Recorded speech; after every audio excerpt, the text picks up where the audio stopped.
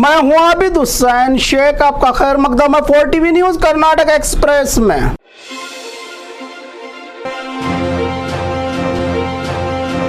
बेंगलुरु में सुबह सुबह आईटी अधिकारियों की छापामारी, ज्वेलरी शॉप कारोबारियों पर आईटी रेड। एक साथ आईटी सिटी के 15 ठिकानों पर छापामारी, ज्वेलरी की दुकान कारोबारियों के घर पर तलाशी जारी। बिजनेसमैन चंद्रशेखर के घर पर IT raid. RMV extension Sarjapur के पास Mallur, BEL circle, Malleshwaram, dollars colony, Muttikere सहित 15 जगहों पर रेड। मल्लेश्वरम के 6th क्रॉस पर रहे व्हाइट गोल्ड कंपनी पर रेड कर गिरवी रखे सोने और सोने पर दिए कर्ज में टैक्स चोरी के चलते यह रेड की है आईटी अधिकारियों ने। ट्रांसफर धंधे में एमएलए के पीए पर ब्लैकमेल का आरोप, मंत्री दिनेश गुंडूराव के पर्सनल सेक्रेटरी हिदायत की शिकायत पर विधानसभा पुलिस स्टेशन में मंत्री के पर्सनल सेक्रेटरी को ट्रांसफर घोटाले के लिए ब्लैकमेल किया जा रहा है कि बिना किसी संबंध के जेटी पाटिल के क्षेत्र में ट्रांसफर किया गया है। एमएलए के पीए प्रकाश के इस आरोप पर ट्रांसफर धंधे के शक के चलते सिफारिश की गई थी कि ट्रांसफर को रोकें। इसी शिकायत की बुनियाद पर एनसीआर पुलिस ने केस दाखिल करके जांच में जुटी कि क्या ये सच में घोटाला है या बदनाम करने की साजिश। फॉरेस्ट ऑफिसर्स ने पकड़ा सिनेमा स्टाइल में हाथी के दांत चुराने वालों को। बेंगलुरु के जालहल्ली फॉरेस्ट पेट्रोलिंग डिवीजन के जरिए शिकार हाथी के दांत की स्मगलिंग करने वाले 7 आरोपियों को गिरफ्तार करके इनके पास से 27 किलोग्राम हाथी के दांत जब्त किए हैं। फॉरेस्ट अधिकारियों की टीम ने इन चोरों को पकड़ने के लिए सिनेमा स्टाइल में पीछा कर भाग कर कड़ी मेहनत के बाद फॉरेस्ट गार्ड के हाथ लगे ये चोर।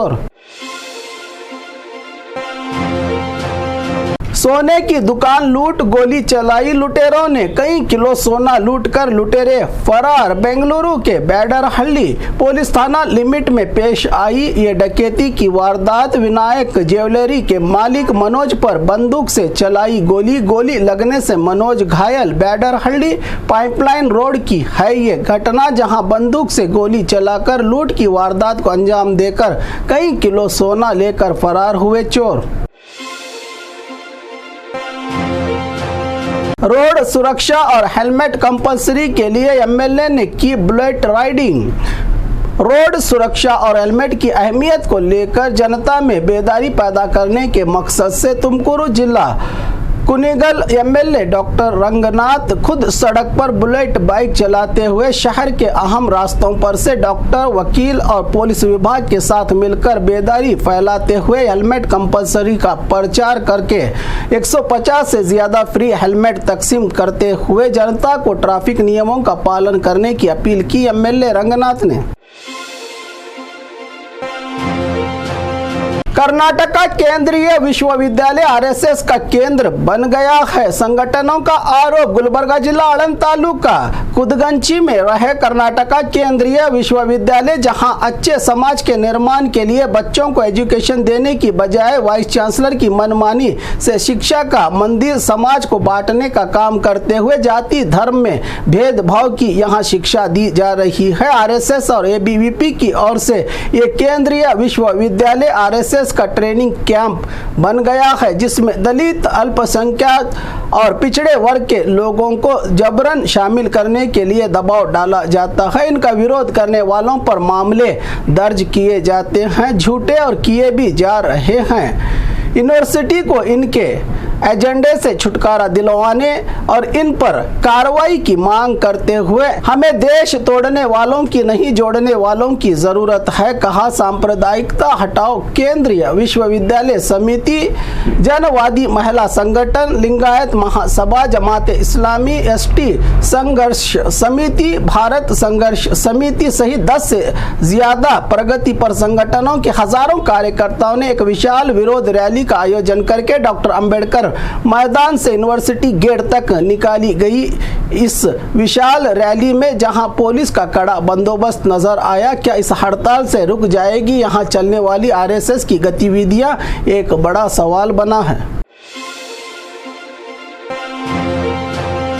इस सरकारी हॉस्पिटल में नहीं मिलती दवाइयां। चिकबल्लापुर का हाईटेक सरकारी हॉस्पिटल, जहां हर बीमारी के माहिर डॉक्टर इन डॉक्टर्स के पास आते हैं। रोजाना सैकड़ों मरीज। डॉक्टर साहब पेशेंट को तो देखते हैं, मगर जिन दवाइयों से पेशेंट को आराम होना है वो दवाई ही यहाँ पर नहीं मिलती। एक तरफ बुनियादी सहूलतों का मसला तो दूसरी तरफ इलाज के लिए आने वाले गरीब मरीजों से पैसे लूटने का काम। तो डॉक्टर्स की लिखी दवाई ना मिलने से परेशान, इधर से उधर मारे मारे भटकते पेशेंट। सरकारी हॉस्पिटल के लिखे डॉक्टर्स की दवाई हॉस्पिटल में नहीं बल्कि प्राइवेट मेडिकल शॉप में महंगे दामों से खरीदनी पड़ती है। मेहनत करके पाई पाई जमाने वाले इन गरीब मरीजों को ये दवाई, ये हाल है सरकारी हॉस्पिटल का। शायद इसकी भी बड़ी कमीशन मिलती होगी डॉक्टर्स को, कह रहे हैं मरीज और परिवार के लोग। पटाखों की गोदाम और दुकानों पर पुलिस की रेड। अति बड़े पटाखों की तबाही के बाद सरकार जाग गई है तो पुलिस अलर्ट। कल ही सरकार ने शादी, जुलूस, त्योहार और सरकारी प्रोग्राम में पटाखों पर पाबंदी लगा दी है। साथ ही सीएम ने पटाखों की दुकानों को चेक करने का फरमान जारी किया है। इसके बाद अधिकारी जाग गए हैं। तहसीलदार के नेतृत्व में बीजापुर जिला के निड़गुंदी की 6 दुकानों में तो देवरहिप्परगी के कई दुकानों पर रेड और देवनहल्ली के गोदाम पर भी छापामारी करके 25 लाख से ज्यादा कीमत के पटाखों को अपने कब्जे में लिया पुलिस विभाग ने।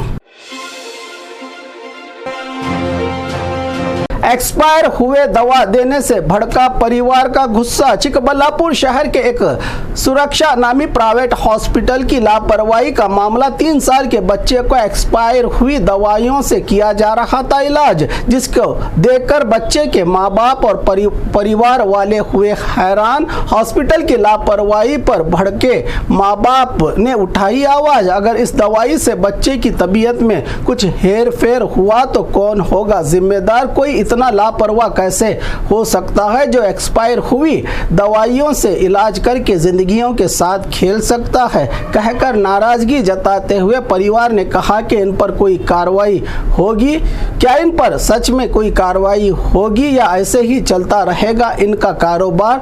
क्योंकि सबके माँ बाप तो पढ़े लिखे नहीं होते। रायचूर में पीने के पानी की कमी। 8 दिन में एक बार पानी से हाहाकार। शहर के मुदगल टाउन के 23 नंबर वार्ड के अलावा जिले के कई इलाकों में पानी का मसला। जिले के लिंगसगुरु तालुका के मुदगल गांव में जब हफ्तों बाद पानी आता है तो बैरल, मटकियां और बर्तन भर भर कर रखते हैं यहाँ के लोग। पानी पता नहीं कि फिर कब नसीब होगा इन्हें। यहाँ पीने के लिए हफ्तों से जमा रखे। ऐसे ही पानी के पीने से उल्टी और पेट दर्द की शिकायत भी बढ़ रही है इन इलाकों में पानी की किल्लत की वजह से।